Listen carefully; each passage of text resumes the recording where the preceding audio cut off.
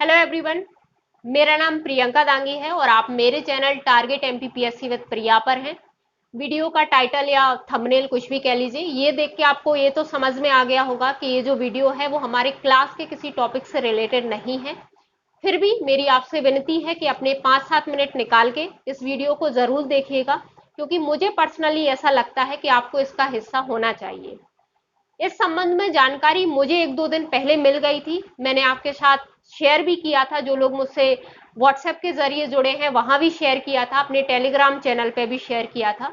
हालांकि वीडियो मैंने नहीं बनाई, क्योंकि मुझे जुकाम इतने भयंकर हो रहा था कि गले से आवाज ही नहीं निकल रही थी, तो वीडियो में क्या बोलती। फिर भी अभी ये छोटा सा वीडियो बना के मैं शेयर कर रही हूँ, जब तक अब मुझे लग रहा है कि हाँ ठीक है, बातचीत करने की स्थिति में हूँ। इसका उद्देश्य यही है कि ज्यादा से ज्यादा लोग, हालांकि मेरा चैनल ज्यादा बड़ा नहीं है, ज्यादा लोग मुझसे नहीं जुड़े हैं, लेकिन मेरा प्रयास ये है कि यदि मेरे प्रयास से 2 लोग भी जाके इस चीज में शामिल होते हैं तो ये हम सबके लिए अच्छा है। तो इसलिए मैं ये वीडियो भी अपलोड कर रही हूँ कि किसी तक जानकारी नहीं पहुंच पाई है जो मुझसे जुड़ा है, तो उसको जानकारी मैं इस माध्यम से भी दे देती हूँ। रहा सवाल आपकी क्लास का, तो अब मुझे लग रहा है कि हाँ ठीक स्थिति में हूँ, मैं क्लास भी रिकॉर्ड कर सकती हूँ। तो आपकी क्लास कल रिकॉर्ड हो जाएगी और पूरी तरह से कोशिश की जाएगी कि कल के कल आपको चैनल पे उपलब्ध हो जाए। यदि ऐसा नहीं होता तो फिर परसों तो अपलोड हो ही जाएगी। फिलहाल हम यहाँ क्यों उपस्थित हुए हैं इस वीडियो में, इसके संबंध में जानकारी मैं आपको दे देती हूँ। तो आपको बोर्ड पे कुछ लिखा दिख रहा होगा, हैशटैग मध्य प्रदेश भर्ती सत्याग्रह।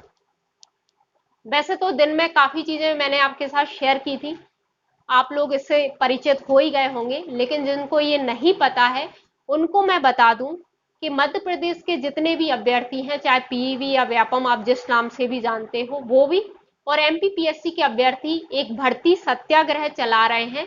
ये सत्याग्रह क्या है, इसमें अपनी जो भी समस्याएं जो 4 साल से आप अलग अलग भर्तियों में देख रहे हो, चाहे वो आपके कैलेंडर आते हैं और डिलीट हो जाते हैं, चाहे आपके एग्जाम होते हैं उनमें घोटाले हो जाते हैं, रिजल्ट टाइम पे नहीं आते हैं, और भी जितने भी मैटर हैं, उन सबके बारे में जो भी समस्याएं हैं आप अपनी मांगे इस सत्याग्रह के जरिए शासन के समक्ष रखी जाएंगी।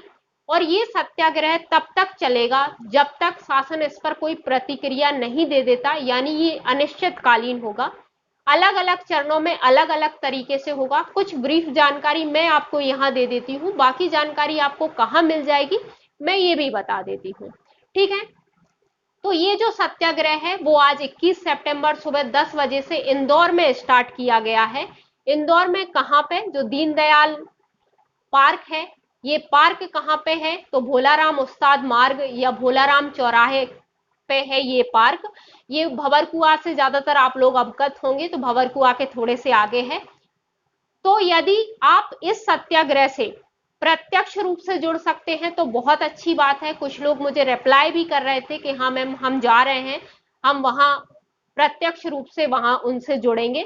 तो बहुत अच्छी बात है यदि आप प्रत्यक्ष रूप से यानी फिजिकली इनके साथ जुड़ सकते हो इस सत्याग्रह से, तो बहुत अच्छी बात है। लेकिन यदि किसी भी कारण से आप फिजिकली इस सत्याग्रह में उपस्थित नहीं हो सकते हैं तो आपको सोशल मीडिया और विशेषकर ट्विटर पर इसका सपोर्ट करना ही चाहिए। मैं ट्विटर का इसलिए जोर दे के कह रही हूं क्योंकि हमारे कर्ता धर्ता जो है वो ज्यादातर वही एक्टिव होते हैं, है कि नहीं। तो इसलिए मैं ट्विटर की बात कर रही हूं। अब इसके संबंध में, इस सत्याग्रह के संबंध में आपको ज्यादा से ज्यादा जानकारी कहां मिल जाएगी वो मैं आपको बता देती हूं। तो एक ग्रुप है NEYU, national educated youth union. इनसे मैं ट्विटर के जरिए जुड़ी हूं और जब से भी जुड़ी हूं तब से ही देख रही हूं कि ये हमेशा ही, चाहे एमपीपीएससी हो चाहे व्यापम के अभ्यर्थी हो, हमेशा सबकी समस्याओं में आवाज उठाते हैं, चाहे वो जमीनी स्तर पे हो, चाहे कोई ज्ञापन देना हो, चाहे सोशल मीडिया के जरिए हो, ये हमेशा सपोर्ट करते हैं। तो ये ग्रुप है और इनकी ही पहल पे ये सत्याग्रह स्टार्ट किया गया है। यदि मैं ये भी कहूं कि ये नेतृत्व कर रहे हैं, ये चीजों को मैनेज कर रहे हैं, तो ये भी गलत नहीं होगा। हालांकि उन्होंने कह रखा है कि आप अपना बैनर, अपना पोस्टर, अपनी समस्या लेकर आइए और बिल्कुल सत्याग्रह से जुड़िए, जो भी आपकी समस्या है। जाहिर सी बात है, समस्याएं जितनी भी होंगी भर्ती से रिलेटेड, वो सभी कैंडिडेट की शासन के समक्ष रखी जाएंगी, और जब तक ये आंदोलन चलेगा, जब तक कि शासन उस पर कोई प्रतिक्रिया नहीं दे देता, अभी यही तय हुआ है। और जितने भी इसके अलग अलग चरण होंगे, तो उसके संबंध में जानकारी सब आपको इनके ट्विटर हैंडल पे मिल जाएगी। ये बकायदा सारी चीजें वहां शेयर कर रहे हैं। यदि आप फिजिकली इनसे जुड़ रहे हैं तो अच्छी बात है, यदि सोशल मीडिया के जरिए जुड़ रहे हैं तो मेरा सजेशन, या मैं तो ये कहूंगी कि प्लीज आप ट्विटर डाउनलोड कीजिए। ये अदर प्लेटफॉर्म पे भी होंगे, वहां भी आप इनको सर्च कर लीजिए, लेकिन ट्विटर पे भी जरूर जाइए। जो भी इस सत्याग्रह से रिलेटेड ये शेयर कर रहे हैं उसको ट्वीट कीजिए, रीट्वीट कीजिए, शेयर कीजिए, लाइक कीजिए। हैशटैग मध्य प्रदेश भर्ती सत्याग्रह ये कॉमन हैशटैग रखा गया है। तो इसके साथ आप जो भी आप भर्ती से संबंधित जिस समस्या से ग्रसित हैं, आप वो समस्या भी ऐड करके, उन लोगों को टैग करके, जहां तक हमें ये बात पहुंचानी है उन लोगों को टैग करके ये चीजें ज्यादा से ज्यादा शेयर कीजिए, ट्वीट कीजिए, रीट्वीट कीजिए। ठीक है, तो आपको इनको फॉलो करना है। वहां इस सत्याग्रह के बारे में सारी जानकारी आपको मिल जाएगी। ठीक है, अब आती है कि मांगे क्या है। तो वैसे तो इन्होंने कहा है कि भाई आपकी भर्ती से रिलेटेड, आप व्यापम से हो, एमपीपीएससी से हो, जो भी समस्याएं हैं सब बिल्कुल सबकी आमंत्रित हैं, सबको साथ में रखी जाएंगी शासन के समक्ष। और जाहिर सी बात है, आप सत्याग्रह का हिस्सा बनोगे तो आपकी सभी की समस्याएं वहां पे रखी जाएंगी। लेकिन कुछ मेन समस्याएं जो हम सब जूझ रहे हैं, चाहे आप एमपीपीएससी की तैयारी कर रहे हो, चाहे व्यापम की, जिनसे मैं भी सहमत हूं, इन्होंने ट्विटर हैंडल पे चीजें शेयर भी की थी, उनकी हम बात कर लेते हैं। और मुझे लगता है कि ये समस्याएं प्राथमिकता के साथ रखनी ही चाहिए। बाकी और भी समस्याएं हैं, जैसे शिक्षक भर्ती पूरी नहीं हुई है या उन्हें पद वृद्धि करवानी है, तो उससे रिलेटेड भी लोग इसमें शामिल हो रहे हैं। तो आप यदि इस तरह के किसी एग्जाम को आप टारगेट करते हैं तो आप वहां इस आंदोलन से आप भी जुड़ सकते हैं। कॉमन समस्याएं क्या हैं, जहां तक मैं समझती हूं कि यदि हम पीवी यानी व्यापम की बात करें तो वहां यही समस्या है कि घोटाले हो रहे हैं हर एग्जाम में। भाई यूपीएससी ऑल इंडिया लेवल पे एक दिन में 1 डे एग्जाम कंडक्ट कराता है, वहां तो कोई समस्या नहीं होती। हमारा एमपीपीएससी ही ले लीजिए, मध्य प्रदेश की ही बात कर लेते हैं, वो भी लाखों बच्चों के 1 डे एग्जाम कराता है, वहां भी कोई समस्या नहीं होती। तो व्यापम को अलग अलग दिन एग्जाम कंडक्ट कराने की क्या जरूरत पड़ रही है? चाहे आप ऑफलाइन कराइए, चाहे ऑनलाइन कराइए।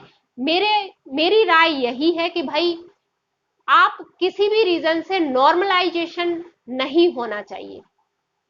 आपको क्या पता, कोई बच्चा एक क्वेश्चन तैयार करने में महीनों किताबें पलटता है, दसों किताबें पढ़ता है, तब जाके उसे किसी एग्जाम में एक क्वेश्चन मिलता है। और आप सिर्फ ये कह के, क्योंकि आपको लगता है कि किसी शिफ्ट का पेपर इजी था और आप उस आधार पे नॉर्मलाइजेशन करके मार्क्स कम कर देते हो। 3-4 साल में भर्तियां आती हैं और उसमें भी कोई कैंडिडेट यदि इस वजह से बाहर हो गया तो सोचिए उस पर क्या बीतती होगी। तो मुझे तो लगता है, मैं तो नॉर्मलाइजेशन के हमेशा खिलाफ रही हूं। मुझे तो लगता है कि ये घोटाले का एक जरिया है। 1 डे एग्जाम बाकी लोग करा रहे हैं, आपको परीक्षा का पैटर्न बदलने की जरूरत नहीं है, क्योंकि पैटर्न बदलने के बाद भी धांधलियां हो रही है ना। तो आपको पैटर्न बदलने की जरूरत नहीं है, इसका मतलब ये है कि आपको अपना सिस्टम बदलने की जरूरत है। दिक्कत वहां है ना। तो मुझे लगता है कि आपको प्राथमिकता के साथ ये मुद्दा भी रखना ही चाहिए कि नॉर्मलाइजेशन का सिस्टम हटाइए, 1 डे एग्जाम कराइए, सबके साथ समान क्वेश्चन होंगे, उसमें जो जितना टारगेट करता है उतना जो भी कट ऑफ रहेगा हमें स्वीकार्य है भाई, है कि नहीं। दूसरी समस्या जो इन्होंने शेयर भी की थी, या दूसरी मांग मैं कहूं इन्होंने शेयर भी की है, वो है 65 वर्ष रिटायरमेंट की आयु पे जो बात चल रही है। कुछ दिनों पहले आपने न्यूज़पेपर में पढ़ा होगा ये चीज। तो बिल्कुल हम भी इसके खिलाफ हैं और मुझे लगता है आपको भी इसके खिलाफ होना ही चाहिए, क्योंकि आप क्या चाहते हो कि 30-35 साल का बच्चा अपने पिताजी की आय पे बैठ के खाए, और जब उसकी बारी आए तब पता चले वो ओवर एज हो गया, है ना। और दूसरी बड़ी समस्या कि संविदा पे भर्तियां की जा रही हैं, आउटसोर्स भर्तियां की जा रही हैं। वो फ्री में काम करेंगे नहीं, है ना। वो तो ऐसा तो है नहीं कि वो आपके लिए फ्री में काम करेंगे, यानी सैलरी तो आपको वहां भी पे करनी पड़ रही है। जो रिटायरमेंट आप 65 साल तक करोगे उनको भी आप पे ही करोगे। तो यानी सरकार की ये समस्या तो नहीं है कि भाई हम मध्य प्रदेश के युवा ये समझ के कुर्बानी दे दे कि हमारी सरकार के पास पैसे नहीं है, सैलरी नहीं है, इसलिए वो हमारी भर्ती नहीं कर रही है। तो यानी ये समस्या तो नहीं है। आप सैलरी उन्हें भी दोगे तो परमानेंट जो भर्तियां होती हैं वो टाइम टू टाइम कंडक्ट क्यों नहीं करा रहे हैं आप? उन्हें कराइए, संविदा पे करने की क्या जरूरत है? तो बिल्कुल मुझे लगता है प्राथमिकता के साथ ये मांग भी रखनी ही चाहिए कि आप टाइम टू टाइम परमानेंट जो भर्तियां हैं उनको कराइए। दूसरा या तीसरी मांग जो मुझे लगता है सबकी कॉमन है और प्राथमिकता के साथ इसको भी रखा जाना चाहिए, वो है ओबीसी आरक्षण का मुद्दा। मुझे लगता है कि आपके कितने भी एग्जाम हो जाएं, कितने भी कैलेंडर आ जाएं, नोटिफिकेशन आ जाए, एग्जाम कंडक्ट हो जाए, रिजल्ट हो जाए, लेकिन जब तक आपका ये ओबीसी आरक्षण वाला मैटर सॉल्व नहीं होता, अंतिम रूप से आपकी कोई भी भर्ती नहीं होगी। और ये मैं नहीं कह रही हूं, आप न्यूज़पेपर पढ़ रहे होंगे, है ना। आए दिन ये लीगल एक्सपर्ट कह रहे हैं कि जो भी भर्ती होगी वो सशर्त हो सकती है कि भाई जो भी कोर्ट का डिसीजन आए उसके अधीन हो सकती है।